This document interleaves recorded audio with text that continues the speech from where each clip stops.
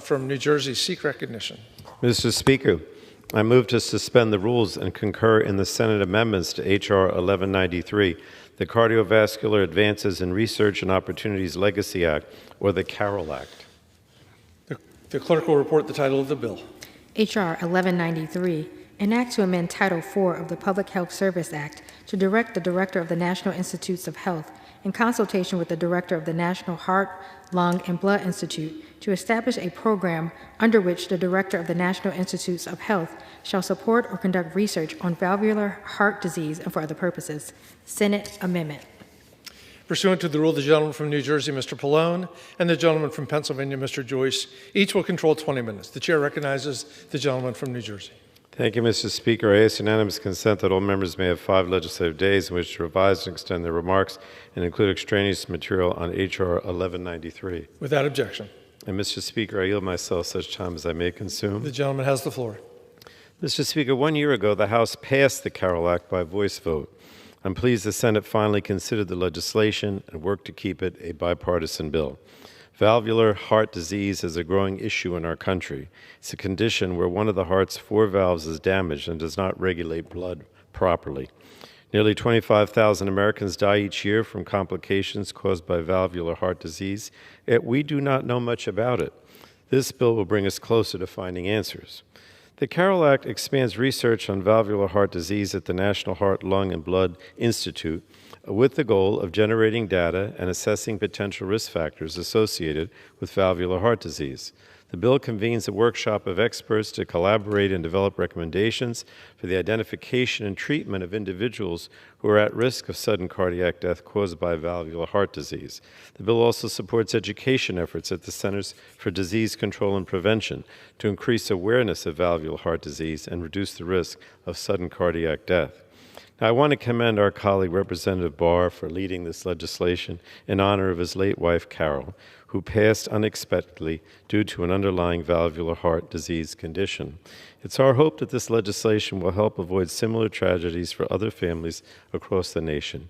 And with that, I urge support for the bill and join us in honoring the life of Carol Barr. I reserve the balance of my time. The gentleman reserves. The gentleman from Pennsylvania is recognized. Mr. Speaker, I yield myself so much time as I may consume. The gentleman has the floor. Thank you, Mr. Speaker. I rise today in support of H.R. 1193, the Cardiovascular Advances and Opportunities Legacy Act, or the Carroll Act. I'm excited that we are going to pass this legislation and send it to the President's desk. Our friend and colleague, Representative Andy Barr, introduced the Carroll Act to honor his late wife, who tragically passed away from an underlying condition known as mitral valve prolapse. The bill authorizes grants administered by the National Heart, Lung, and Blood Institute to support research on valvular heart disease and convenes subject matters experts to identify research opportunities to develop treatment guidelines for patients with valvular heart diseases. It also instructs the CDC to increase public awareness regarding symptoms of valvular heart disease and effective strategies for preventing sudden cardiac death. Heart disease continues to be the leading cause of death for most demographic groups in the United States. Over 600,000 Americans die from heart disease each year. This is equal to 1 person every 36 seconds. We know that early action is critical to surviving a heart condition. People need to know warning signs and symptoms, so we must identify the gaps in education and information sharing. This bill also has been a model in terms of how legislation should be done. It was the subject of a hearing at the Energy and Commerce Committee, was voted on by the subcommittee and full committees, and then passed by the entire House. The Senate then also moved it through the committee process and made some improvements to the legislation in consultation with House sponsors and the Energy and Commerce Committee. And then, last week, the Senate voted to send the updated legislation back here to the House. This regular order process only improved this important legislation, and I urge all of my colleagues to support this bill, and I reserve the balance of my time. The gentleman reserves. The gentleman from New Jersey is recognized. I have no additional speakers, but I know we have Representative Barr on the Republican side. The gentleman reserves. The gentleman from Pennsylvania is recognized. I yield as much time as my colleague from Kentucky may consume. The gentleman from Kentucky is recognized. Thank you, Mr. Speaker, and thank you to my colleagues for their support of this legislation. I rise today in support of an issue, obviously, that's very near and dear to my heart. Our legislation, the Cardiovascular Advances in Research and Opportunities Legacy Act, or the CAROL Act, named after my late wife, Carol Lovell Barr. And Mr. Speaker, my life changed forever, and the lives of my daughters and Carol's family and friends' lives changed forever when we lost her, my best friend, to sudden cardiac arrest on June 16th, 2020, and she was only 39 years old. At a young age, Carol was diagnosed with an underlying condition called mitral valve prolapse, or floppy valve syndrome, a typically benign condition that results in sudden cardiac death in only 0.2% of cases. And we were told that this was no big deal. And so there was no cause for alarm for most of her adult life.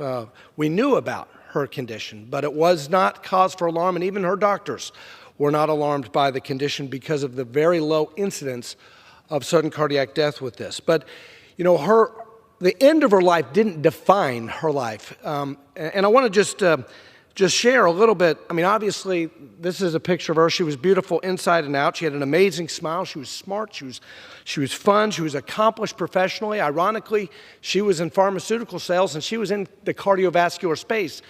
And a lot of it probably had to do, her motivation and her willingness to give back to the American Heart Association and charity, a lot of that had to do with the fact that she was aware that she had this underlying pre-existing heart condition. She was an organized list maker. She would always say, let's just get it done. And she loved to read and travel and cook for her family. She loved Kentucky. She loved the Kentucky Derby and horses and her beloved Wildcats. She loved her country, and she loved her family. She loved her friends, and especially our girls, and that was her gift, motherhood. Motherhood was her gift. She was a selfless giver to them, to me, to all of her friends.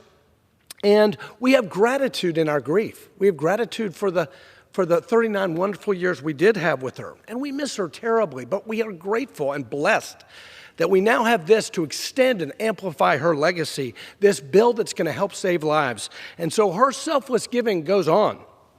And so I just want to thank all my colleagues for helping advance this.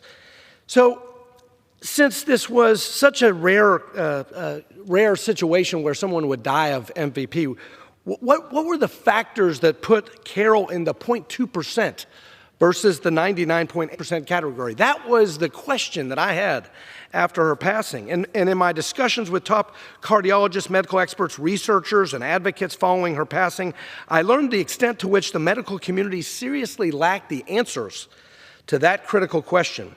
And sadly, over 25,000 of our fellow Americans, citizens, die each year from heart valve disease, primarily due to underdiagnosis and undertreatment of the condition, which was obviously the case with our Carol. So inspired by her extraordinary life, we decided, my family and I decided to take action and introduce the CAROL Act to better equip our medical community with the resources needed to develop predictive models, inform communities, and possibly save the lives of other loved ones. Specifically, the CAROL Act authorizes a grant program administered by the National Heart, Lung, and Blood Institute to support research on valvular heart disease, including MVP. This legislation marshals the full power of 21st century medical innovation and encourages the utilization of technical imaging and precision medicine to generate data on individuals with valvular heart disease. It is through this research, Mr. Speaker, that we can help identify Americans like Carol at high risk of sudden cardiac death from valvular heart disease and develop prediction models for high-risk patients, enabling interventions and treatment plans to keep these patients healthy throughout their lives. Additionally, the CAROL Act will instruct the Centers for Disease Control and Prevention to increase public awareness regarding the symptoms of valvular heart disease and effective strategies for preventing sudden cardiac death. Mr. Speaker, I'm grateful and honored that the CAROL Act earned the bipartisan co-sponsorship of 180 members of this body. And I'm grateful for so many others. I'm grateful for Kathleen Rice, Congresswoman Rice from New York, who worked with me in a bipartisan way in the Energy and Commerce Committee. Obviously, Dr. Joyce was a powerful spokesperson for this legislation in committee. Chairman Pallone, I appreciate your partnership in this. Ranking Member Kathy McMorris-Rogers and my colleague from Kentucky who was friends with Carol, Brett Guthrie, they all really contributed mightily to this. And my friends Kevin McCarthy, Steve Scalise, Brad Winstrop, Bill Heisinger, they really helped us push it forward. I want to thank the Majority Leader, Steny Hoyer, who himself lost his wife at a young age, and I think really helped push this forward. In the Senate, Leader Mitch McConnell obviously knew Carol very, very well, and his wife, Elaine Chao, was good friends with Carol, and he was really instrumental in pushing it through the Senate. Arizona Senator Kyrsten Sinema, she lost a sister to a similar condition as Carol, and she was our lead Democrat in the Senate. I just saw Kyrsten in the airport. She gave me a big hug to celebrate this great day. And finally, I want to thank Claire Osborne, my staff, who worked tirelessly on this bill and made it a personal cause of hers. We would not be here today without her tireless efforts. The American Heart Association, the American College of Cardiology, Women's Heart Health, Edwards Life Sciences, and over 20 additional medical groups who supported our bill. I want to thank their advocacy. Carol's greatest legacy will always be our two beautiful daughters, Eleanor and Mary Clay. However, today, I hope that my colleagues in the House will help me enshrine her legacy in a way that helps others avert the tragedy that has profoundly impacted our family. And we thank all of our colleagues for helping advance this legislation, and we are so grateful for the continued extraordinary legacy of Carol Barr. I urge my colleagues to support this bill, and I yield back. The gentleman yields back. The gentleman from New Jersey is recognized. Is the gentleman prepared to close? We yield back.